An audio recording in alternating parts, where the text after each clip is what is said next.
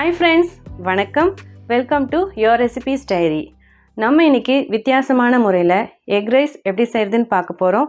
சாதம் தனியாக வடித்து செய்ய வேண்டிய அவசியம் இல்லை, ஒரே பேன்லேயே இந்த ரெசிபியை செஞ்சிடலாம். வாங்க இப்போ வீடியோக்குள்ளே போய் பார்க்கலாம். முதல்ல ஸ்டவ்வில் ஒரு பேன் வச்சு ஹீட் பண்ணிக்கலாம். 2 டேபிள் ஸ்பூன் எண்ணெய் சேர்த்துக்கலாம். 1 டேபிள் ஸ்பூன் நெய் சேர்த்துக்கலாம்.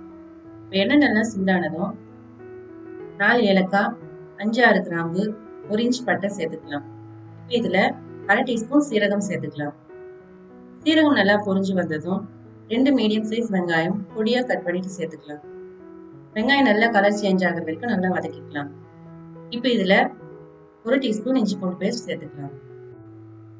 இஞ்சி பூண்டு பேஸ்ட்ல இருக்கிற பச்சை வாசனை போகிற வரைக்கும் நல்லா வதக்கிக்கலாம். இப்போ இதில் உங்கள் காரத்துக்கு ஏற்ற மாதிரி பச்சை மிளகாய் சேர்த்துக்கோங்க. 1 டேபிள் ஸ்பூன் கொத்தமல்லி பொடியாக நறுக்கிட்டு சேர்த்துக்கலாம். உங்ககிட்ட புதினா இல்லை கொத்தமல்லி எது இருந்தாலும் பொடியாக கட் பண்ணிட்டு சேர்த்துக்கோங்க. இப்போ இதை நல்லா வதக்கிக்கலாம். இப்போ இதில் ஒரு முட்டை உடச்சி ஊற்றிக்கலாம். ரைஸில் நல்ல ஃப்ளேவர் வர்றதுக்காக தான் இந்த இடத்துல நம்ம எக் உடச்சி ஊற்றுறோம். இதை நல்லா கலந்து விட்டுடலாம். இப்போ நம்ம ரைஸ்க்கு தேவையான மசாலா சேர்த்துக்கலாம். 1/2 டீஸ்பூன் மஞ்சள் தூள், 1 டீஸ்பூன் மிளகுத்தூள், 1/2 டீஸ்பூன் சீரகத்தூள், 1/2 டீஸ்பூன் கரம் மசாலா தூள் சேர்த்துட்டு நல்லா கலந்து விட்டுக்கலாம்.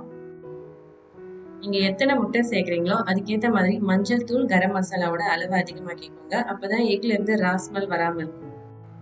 இப்போ இதில் சாதம் வேக தேவையான அளவு தண்ணி சேர்த்துக்கலாம்.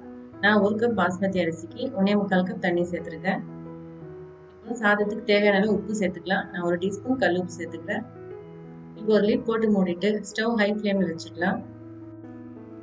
தண்ணி நல்லா பாயில் ஆக ஆரம்பிச்சதுக்கு அப்புறமா லிட் ஓப்பன் பண்ணிட்டு நம்ம ஏற்கனவே ஊற வச்ச பாஸ்மதி அரிசி சேர்த்துக்கலாம். நான் 1 கப் பாஸ்மதி அரிசி 1/2 மணி நேரத்துக்கு மேலே நல்லா ஊற வச்சிருக்கேன். இப்போ இதை நல்லா கலந்து விட்டுடலாம். கடைசியாக ஒரு முறை டேஸ்ட் செக் பண்ணி பார்த்துட்டு உங்களுக்கு வேணும்னா உப்பு சேர்த்துக்கலாம். இப்போ ஒரு லிட் போட்டு மூடிட்டு லோ டு மீடியம் ஃப்ளேமில் 5லேருந்து 8 நிமிஷம் வரைக்கும் சாதத்தை நல்லா வேக விடலாம். ரைஸ் ஒரு 80% குக் ஆனால் போதும். இப்போ 8 நிமிஷத்துக்கு அப்புறமா லிட் ஓப்பன் பண்ணிட்டு பார்க்கலாம். பாருங்க, இப்போ ரைஸ் நல்லா குக் ஆகிட்டு மேலே வந்திருக்கு. இந்த மாதிரி வந்ததும் இதில் நம்ம முட்டை உடச்சி ஊற்றிக்கலாம். ஸ்டவ் லோ ஃப்ளேமில் வச்சுட்டு நான் இப்போ 2 முட்டை உடச்சி ஊற்றிக்க போகிறேன். உங்களுக்கு எத்தனை முட்டை வேணும்னாலும் நீங்கள் உடச்சி ஊற்றிக்கலாம்.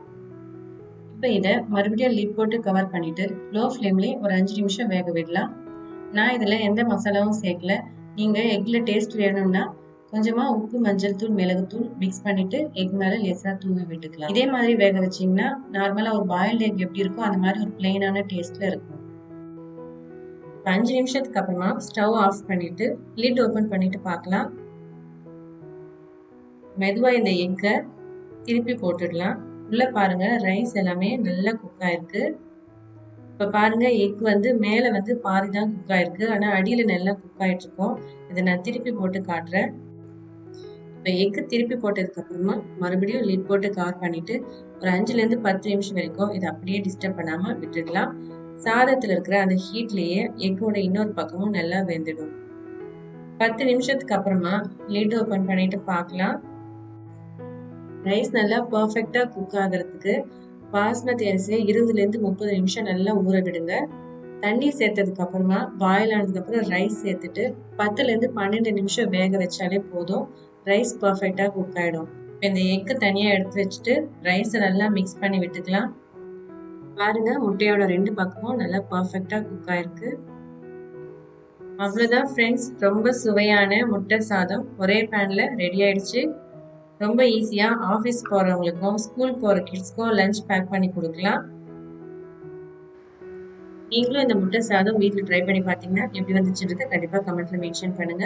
இந்த வீடியோ உங்களுக்கு பிடிச்சிருந்தா லைக் பண்ணுங்க. மறக்காம யுவர் ரெசிபீஸ் டைரி சேனலை சப்ஸ்கிரைப் பண்ணி கூடவே பெல் ஐக்கானையும் ப்ரெஸ் பண்ணி ஆல் ஆப்ஷன் செலக்ட் பண்ணுங்க. அப்பதான் நான் போடுற வீடியோஸோட லேட்டஸ்ட் அப்டேட்ஸ் உங்களுக்கு கிடைக்கும். Thank you, bye bye.